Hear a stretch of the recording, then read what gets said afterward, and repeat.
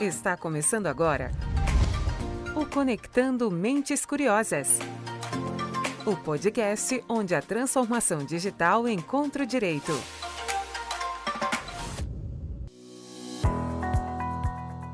No ar, mais um Conectando Mentes Curiosas, o seu podcast sobre tecnologia, inovação e direito. A nossa conversa desse episódio traz um tema que envolve a nossa forma digital de viver hoje. Quer ver só uma provocação? E se as suas redes sociais fossem herdadas por familiares? Como você se sentiria com isso? Nunca tinha parado para pensar? Aposto. Por essa razão que a gente trouxe aqui duas convidadas especialistas no tema que vão trazer um estudo de caso para vocês. A minha primeira convidada de hoje é uma estreante aqui no podcast. Ela é mestre em Direito Civil, com grande foco em Direito Societário e Sucessões. Aqui no PG, ela protege os CPFs por trás dos CNPJs. Seja muito bem-vinda ao podcast, Adriana Caldeira. Boa tarde, pessoal. Obrigada aí, Silvia. Obrigada, Rosana, por me acompanhar. Amanhã eu completo um ano aqui no PG e fico muito feliz em fechar esse ciclo aí, participando desse episódio. Eu sempre trabalhei na área de direito civil, e tanto no contencioso quanto no consultivo, mas o direito de família, especialmente o direito das sucessões, sempre foram minha paixão. E o direito das sucessões ele está em constante transformação. E o Brasil, hoje, ele possui 90% de empresas familiares, conforme os dados do IBGE. E o planejamento sucessório passou a ser indispensável para a sobrevivência das pessoas jurídicas. E é muito utilizado também pelas pessoas físicas para evitar litígios familiares, amenizar a carga tributária e diversas questões. Por conta da pandemia, o percentual de testamentos aumentou 41% em um ano. E agora a gente chega no objeto desse nosso episódio. Quais são os bens que podem ser objetos da minha sucessão? Minha herança digital, ou também chamada digital assets, poderão ser transferidos aos meus herdeiros? Eles terão acesso às minhas contas pessoais? De que forma? É isso que a gente vai conversar aqui. Obrigada, gente. Bom, então, já como a Adriana falou, eu quero apresentar a minha segunda convidada de hoje. Ela também é uma estreante aqui no podcast, mas é uma veterana do escritório. Ela é uma estrategista na área civil e consultiva. Que bom te receber aqui no programa, Rosana Favaro. Eu que agradeço o convite. Na verdade, é uma honra estar aqui e espero contribuir, que é um tema bastante incipiente. E a questão agora é construção jurisprudencial, porque ainda são poucos os casos e muitas dúvidas.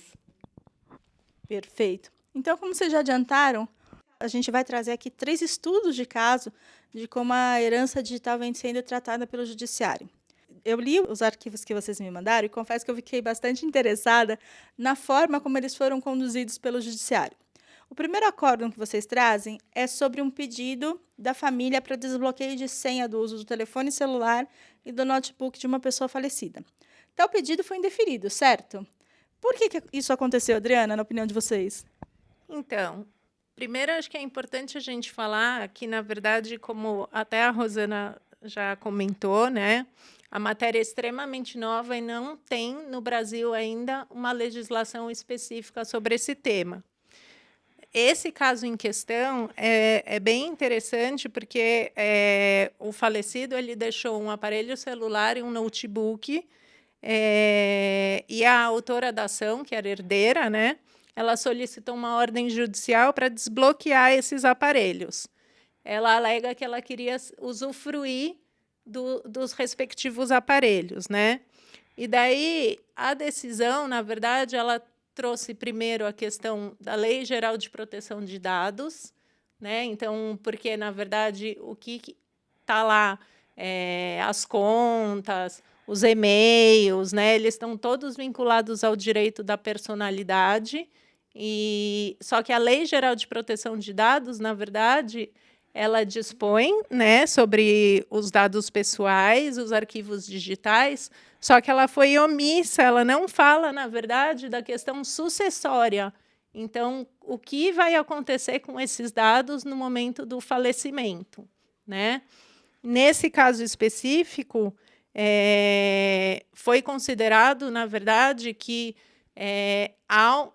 que é um dos pontos que é bastante debatido, o direito da privacidade. Então, que, na verdade, os arquivos que estão lá no notebook, no celular, eles são arquivos inerentes ao direito da privacidade e da personalidade e que eles não poderiam ser objetos de transmissão, exceto se fosse comprovado algum caráter patrimonial, que, no caso concreto, os desembargadores entenderam lá por unanimidade que não tinha caráter patrimonial atrelado, né? Foi um caso pontual, porque até, na verdade, esses bens não tinham sido arrolados no inventário, então tinham circunstâncias específicas que eles entenderam, mas não o caráter patrimonial, necessariamente o que eu entendi do notebook e do celular, dos itens contidos no notebook e no celular. Esses itens que ela teria que ter demonstrado um caráter patrimonial. Pelo que eu achei interessante, que o argumento do juiz é que, embora ela tenha pedido acesso à senha com a justificativa do uso do dispositivo físico, o juiz entendeu que, na verdade, ela queria o acesso aos ativos que estavam dentro do computador e do celular. Ao conteúdo, né? Ao conteúdo. E talvez ali, né, como é família, talvez até tivesse alguma coisa que, de fato, ela precisasse. Mas como aquilo não tem nenhuma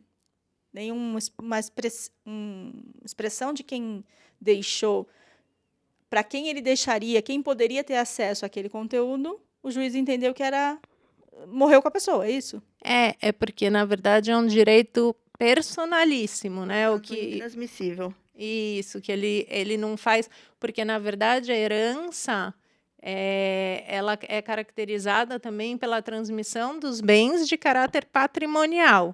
E ali, naquele caso concreto, os arquivos, as contas de e-mail, eles são considerados direito personalíssimo, exceto quando você demonstrar que existe, né? Óbvio que sempre tem situações excepcionais, mas que tem um caráter patrimonial atrelado, que nesse caso concreto ela não foi comprovada. Não demonstrou, na verdade ela teria que demonstrar que aquele conteúdo teria eventual caráter patrimonial, o que ela não comprovou e por isso o tribunal acabou negando, né, provimento ao recurso dela, né? Então eu teria que dizer assim, olha, eu deixo meu computador para esta pessoa, deixo meu celular para aquela pessoa, para ela ter o direito ao acesso ao que tem dentro? Mais ou menos, porque daí a gente não está aqui, na verdade, é o que a gente chama de herança digital, não é o bem físico, né? Então, o que é chamado de herança digital, na verdade, antigamente, o que a gente transmitia por herança?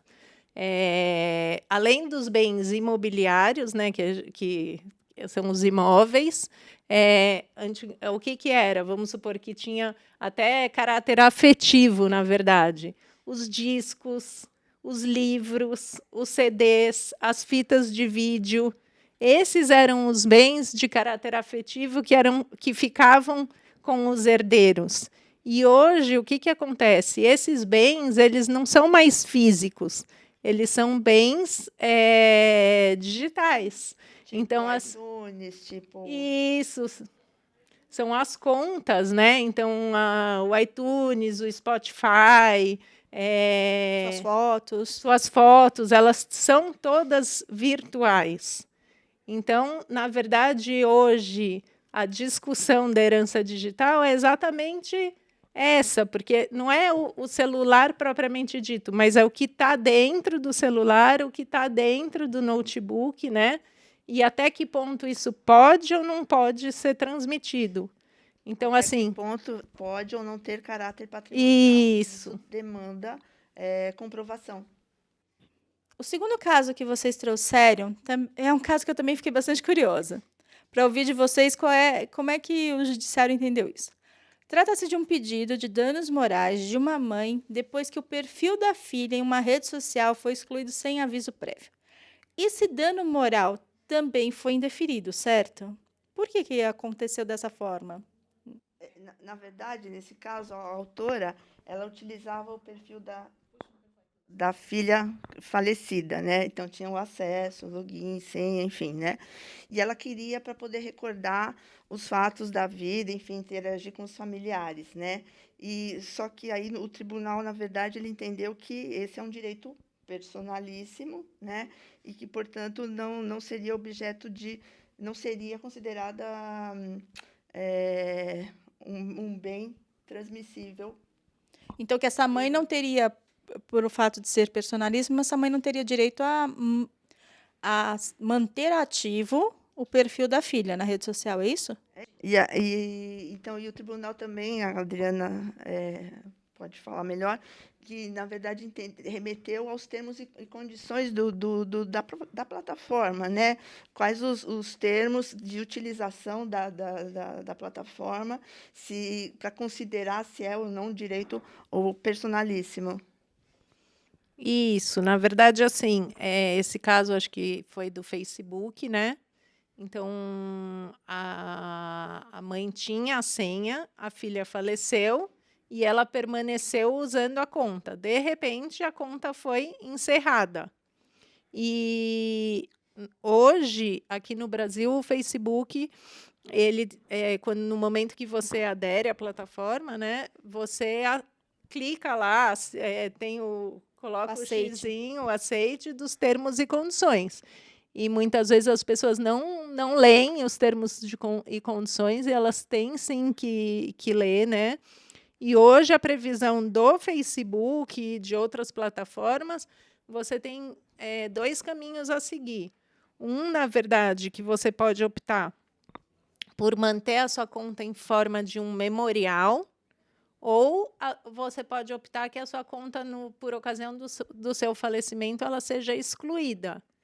Nesse caso, provavelmente a filha optou pela exclusão da conta e a mãe permaneceu se utilizando, e o Facebook, com base nos termos e condições, ele foi e cancelou a conta, que são as 2 opções que a gente tem hoje no Brasil, né? Então, por isso, ela não teria direito a dano moral nenhum, visto que ela estava infringindo um termo de condição de uso aceito pela filha que era a detentora do perfil, certo? Isso.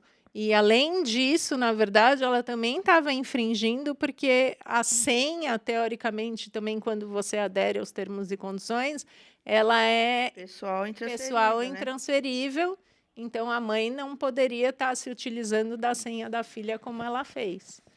Mas, por exemplo, se a gente tivesse, no caso dessa pessoa, são pessoas comuns, mas quando a gente tem o caso de um perfil de uma pessoa pública, famosa, que tem uma profissão que o perfil é rentabilizado de N maneiras, existe alguma forma daquele perfil continuar ativo mesmo após o falecimento da pessoa?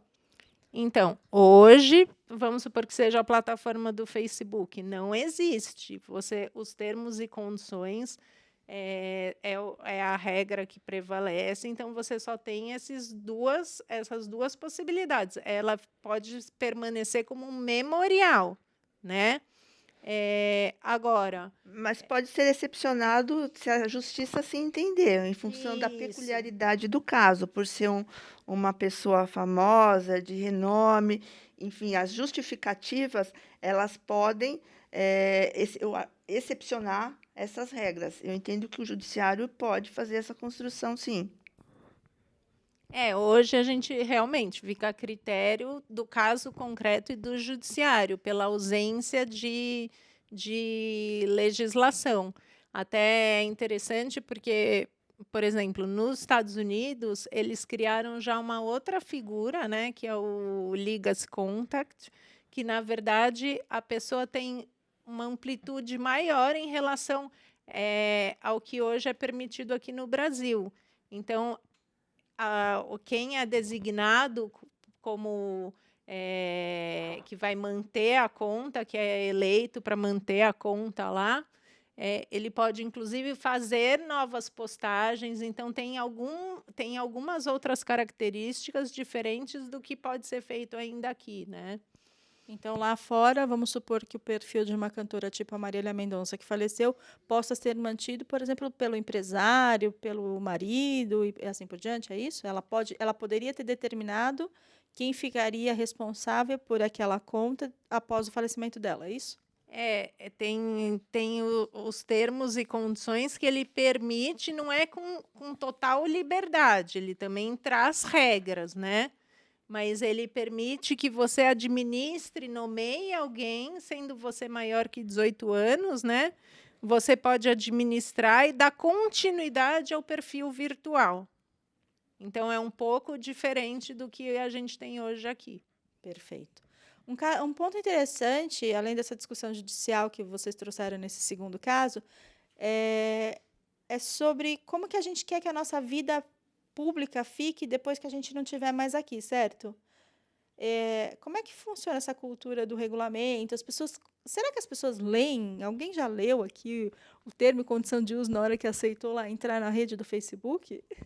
Eu acho que é uma grande minoria, porque, na verdade, as pessoas nem sabem as consequências, por exemplo, como essa questão sucessória, né? As pessoas vão clicando, aceitam, e só depois, diante de uma necessidade, enfim, de precisar, que elas vão saber o que compunha tudo que ela assinou e quais as consequências daquele ato. A regra do jogo. O terceiro estudo que vocês trouxeram, para mim, foi o mais interessante. A discussão é sobre a validade de um áudio enviado por voz como testamento. Vocês podem comentar essa decisão? Ela não é bem uma herança digital, como a gente conversou na nossa conversa prévia aqui, mas eu acho importante para as pessoas entenderem que o mundo digital traz outros desafios, inclusive do testamento, certo? Sim, vamos pontuar duas coisas, né? A herança digital, na verdade, ela é formada pelos bens digitais. Então, isso que é importante. E hoje, assim, o que acho que vale a pena a gente mencionar aqui, né? Que os bens digitais, eles têm um caráter, às vezes, patrimonial significativo, né? Então, o que seriam esses bens com caráter patrimonial significativo? Vamos supor que a pessoa tenha milhas aéreas, tenha bitcoins, né? Tenham itens pagos em plataformas digitais. Esses são os bens patrimoniais. Então, assim, hoje, esses bens são suscetíveis à herança, né? Como ainda não existe a legislação específica sobre herança digital, o importante é que seja se utilizado de um dos caminhos do planejamento sucessório, que é o testamento. O testamento, a gente sabe que ele é um ato formal da vida civil, não é o mais formal, né? E, nesse caso concreto que a gente viu, na verdade, a pessoa foi fazer uma gravação de voz. Então, a gente não pode confundir a herança digital com o que é chamado de testamento digital ou virtual, né? Porque o testamento digital ou virtual, na verdade, é aquele que dispõe sobre bens da herança digital.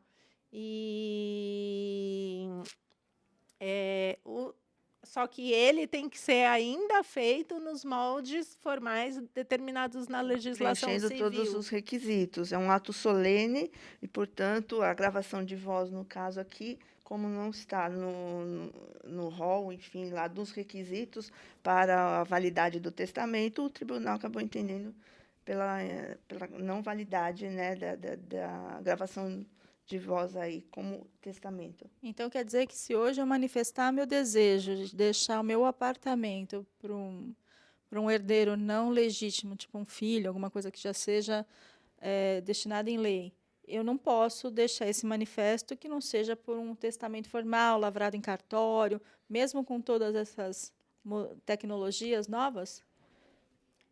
Eu entendo que até pode ser aceito, mas desde que pelo menos reúna um mínimo de condições de admissibilidade. Então, testemunha, se houver testemunha, aí eu acredito que sim, que o tribunal, enfim, a justiça possa considerar válido, mas é uma situação que depende do caso concreto, mas, em princípio, tem que ser preenchidos os requisitos. não foi aceito aqui, mas se tivesse outros elementos que pudessem corroborar a última vontade do falecido, entendo que dá para sustentar essa tese na justiça e, eventualmente, ter um resultado positivo. Sim.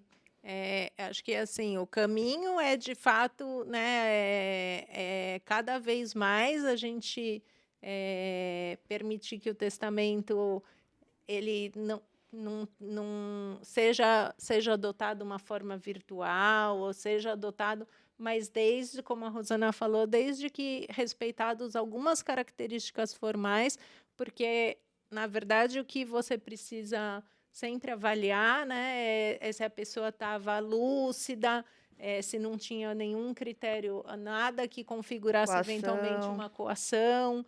Então, é por isso que ainda se mantém muito a questão da formalidade do testamento, mas com todo o caminho aí digital que a gente tem hoje, né, eu acredito que em breve a gente vai ter outras formas, né, de fazer o testamento, e que é um item super importante que cada vez mais a gente acredita que não, mas ele tem sido utilizado aí para disposição de última vontade. Esse caso ensina, talvez, que a gente tenha que conversar mais sobre os nossos desejos quando a gente não estiver mais aqui. E isso não significa que a gente está dizendo para as pessoas que elas vão morrer amanhã. Isso. Mas é deixar manifestado aquilo que você quer que seja feito após a sua morte, porque ela vai acontecer em algum momento, né? Então, é uma questão cultural. Eu acho que o povo brasileiro em si, ele não gosta ou não quer, né, tratar do tema, né? Então, acho assim, por mais que agora a pandemia teve uma situação diferenciada que exigiu que as pessoas encarassem essa questão, né? Mas é uma coisa cultural. No Brasil, pelo menos, eu acho que a grande maioria não pensa ou não quer pensar nesse tema, né? E eu acho que esse caso traz essa questão da importância do testamento, mas teve um outro ponto que eu achei super curioso, nesse caso, que me chamou a atenção. Né? Acho que a Adriana já falou aqui um pouco sobre qual é a diferença entre o que é digital, o que é bem digital, e o formato digital de formalização dos nossos desejos, né, por meio do testamento. Mas teve um fato interessante no argumento da defesa, que ele fala que as novas gerações não estão preparadas para reproduzir assinaturas de próprio punho, porque elas nem escrevem mais a mão. Eu achei um tanto forçada tal argumento, porque hoje, mesmo que a questão da forma de assinatura não seja mais válida, a gente tem outros formatos de assinatura digital. Então, isso não deixaria de caracterizar a necessidade de uma assinatura, certo? Sim. Por mais que aquele áudio não caracterize um desejo expresso formal, legal, com testemunha. É isso que vocês estão dizendo, não é? Isso. Na verdade, que se tivessem outros componentes, até poderiam ter sido avaliados pelo judiciário, né? Como a presença de testemunhas, ou até, vamos supor, dependendo do tipo de disposição testamentária, mesmo que ela tivesse feito ali no momento por escrito, tal, o áudio em si eles acabaram não aceitando, né? Acho importante, enfim, porque assim, tanto a doutrina como a jurisprudência divergem sobre o que é a herança digital, né?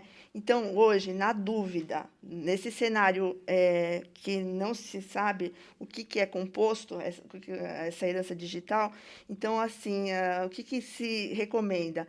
Que se faça o testamento, porque se não tiver conteúdo patrimonial, não está na lei, o judiciário vai afastar, ao passo que, se tiver no testamento, aí sim terá que ser aceito como herança digital. É importante o que você está falando, mas eu acho que para a gente dar um fechamento para esse assunto importante, a Adriana trouxe um dado no começo do programa falando que 93% das empresas... 90% das empresas brasileiras são empresas familiares. Ou seja, o sustento de muitas famílias provém de um CNPJ que está num contrato social no nome de uma pessoa, que um dia pode vir a não estar mais aqui.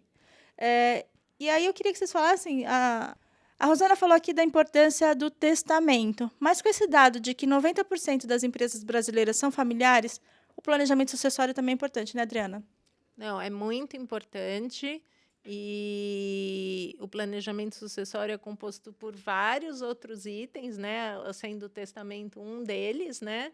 E só que eu acho que isso daí é uma matéria que a gente tem bastante a debater aí num próximo episódio. Então, com isso, eu agradeço a Adriana por vir aqui compartilhar com os nossos ouvintes um pouco sobre esse conhecimento da herança digital e da questão de como planejar seu testamento. Então, Adriana, obrigada por ter vindo, foi uma baita estreia. Eu que agradeço, obrigada a vocês. Rosana, obrigada pela presença, que bom ter você finalmente aqui no programa. Eu gostei muito da experiência, espero voltar aqui. E eu aproveito também para agradecer a todo mundo que faz esse programa acontecer. Luciano Piantoni na captação do áudio, Pedro Leandro na edição, Gustavo Maganho, nosso co-host e produtor aqui também do programa, e a você que está com a gente até agora. Então, se você gostou do que ouviu, não esquece de compartilhar esse episódio com seus contatos para que a gente possa conectar com outras mentes curiosas. Aproveita e aciona o sininho lá no Spotify para ser lembrado sempre que a gente subir um episódio novo por aqui. E se você quiser saber mais sobre o que o PG anda fazendo pelas redes sociais, vai lá e segue a gente no Instagram, no LinkedIn e no Facebook.